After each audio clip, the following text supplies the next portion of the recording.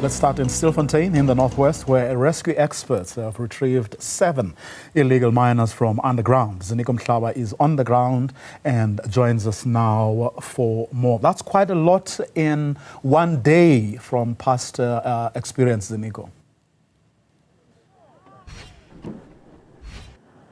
Yes, that's quite a lot, Bravuya. If you consider that, just in 2 hours' time, we are talking about 7 living individuals who have successfully been retrieved underground under the leadership or under the circumstances which are led by rescue experts. As we started the day very early this morning, they started up finalizing the grading and clearing of the site, but also through midday we saw them really testing the actual crane which will be responsible for pulling onto the surface those living individuals. So let's get more details now in terms of how those individuals were rescued and how the circumstances those rescue experts are working under, with someone who has been on site and saw for himself those machinery being tested, and that is Mr. Mzugisi Jem, who is the spokesperson of SANCO in the province. Mr. Jem, give us more details in terms of what you've seen so far as the rescue experts and their machinery working. We are talking about 7 individuals who have just been retrieved. Give us more details from what you saw in that regard. No, thank you very much. We have retrieved 7 people. The agreement was that we are going to be retrieving firstly the bodies. But then we agreed that in the process of testing the machine and also testing the route, let us now start with the live ones. So that's why we managed to bring about 7 people who are still alive. The crane went down. It's supposed to be going down to now start bringing up the dead bodies.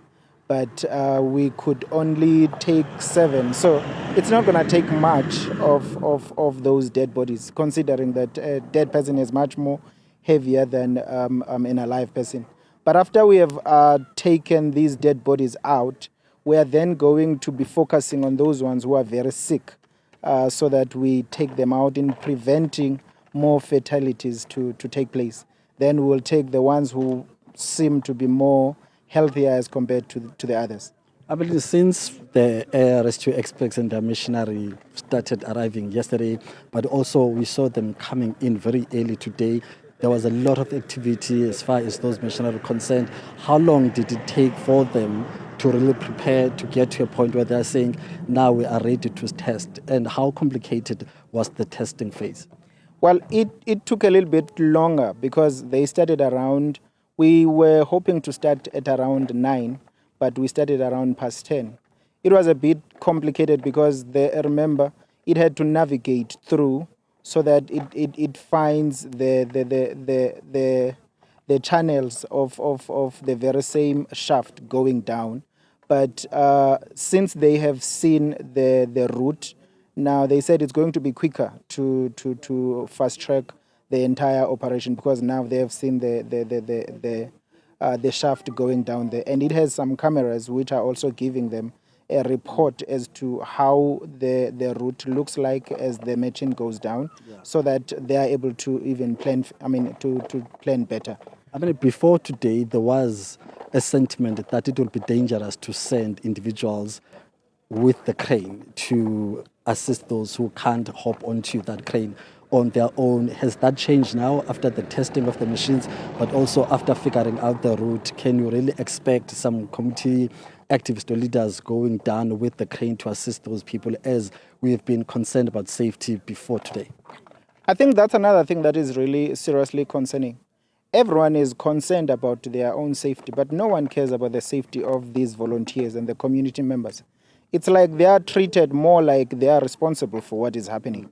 Because the very same company which has been paid millions cannot take its own people to go down and fetch those people, going inside that cage. It's still us who are supposed to be taking our own people and put them in that cage so that they can go down. But our volunteers, because they are selfless, they have agreed to go down with the very same cage so that they go down and pick those people up and put them in the cage.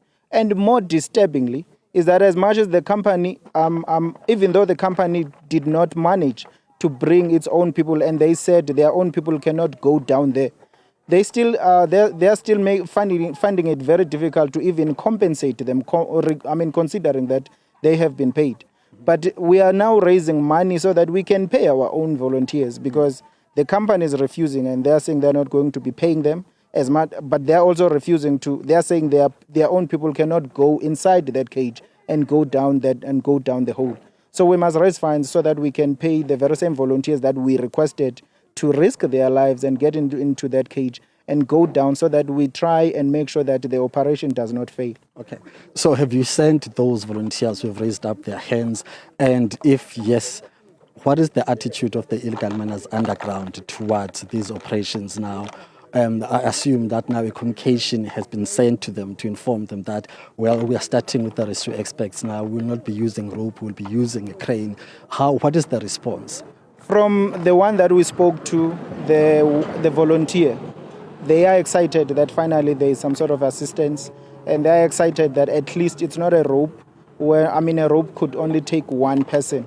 And they are also cooperating down there. They are assisting them in making sure that they bring those bodies even closer to the cage. So which actually defeats what the narrative that was sold, that these people do not want to come out and they do not want to cooperate. They are the very same people who are now assisting our volunteers in making sure that the bodies are even taken closer to where the cage is. Yes.